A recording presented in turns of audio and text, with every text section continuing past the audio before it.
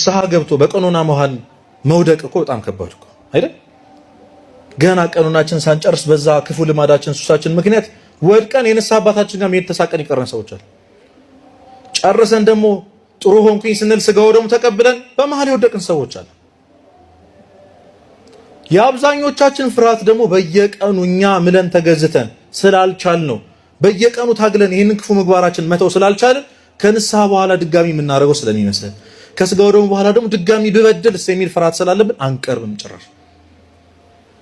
ቅዱስ ዮሐንስ አፈወርቅ ያን ጊዜ ሰዎች ሲጠመቁ የማይጠመቁ በጣም ብዙ ክርስቲያኖች ይበዙ ነበርና ምክንያቱን ሄዶ ሲያጣራ ከተጠመቅን በኋላ ኃጢአት ብንሰራስ ብናሳድፈውስ የተቀበልነውን የእግዚአብሔር መንፈስ ይሉታል። ጸሎት ስንጸልይ መጀመሪያ ምናችን ሆይ ነው የምንለው? አባታችን ሆይ። ያልተጠመቀ ሰው የእግዚአብሔርን ልጅነት ያላገኘ ሰው አባት ማለት አይችልም። ታውቃላችሁ አይደል? ይሄን ጸሎት መጸለይ አይችልም ክርስቲያን ያልሆነ ሰው። ግን አባታችን ሆይ ብለን አባታችን ሆይ ማለታችን መጠመቃችንን ያሳያል። መጨረሻ ላይ ሄድና በደላችንን ምን በለን። ስለዚህ ልጅ ከሆንክ በኋላ ምን አለ ማለት ነው? መበደል አለ ማለት ነው። ኃጢአት አለ ማለት ነው። ይሄንን ስለሚያውቅ ነው ሚስጥረ ንስሐና ሚስጥረ ቁርባን የሚደገም ሚስጥራት የሆኑት እኮ ለዚህ ነው።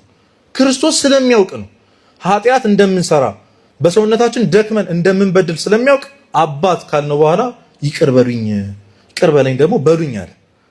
ጸሎቱ ላይ ያስተማረን ጸሎት ላይ ደግሞ እሱን አካተተ።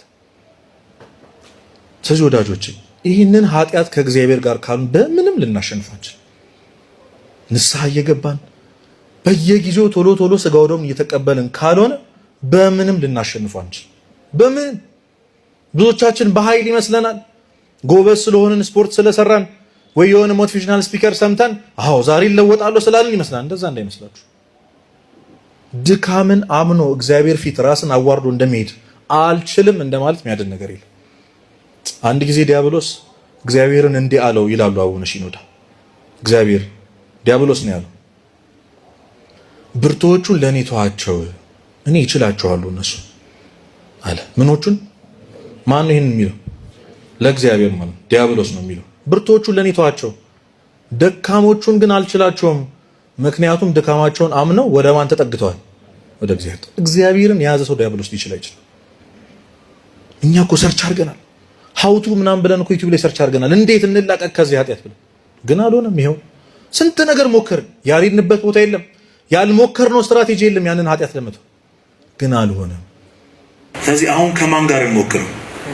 ከእግዚአብሔር ጋር። ስጋዬን የበላ ደሜን የጠጣ እኔ በሱ እኖራለሁ እሱ ደግሞ በማን ይኖራል?